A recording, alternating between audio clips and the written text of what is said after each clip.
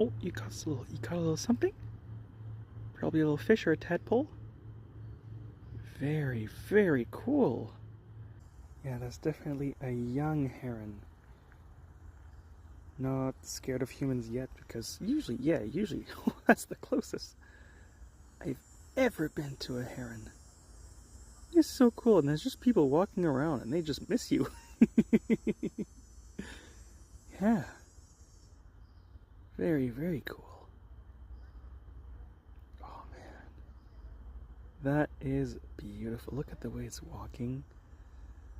I love that with herons, you can definitely see their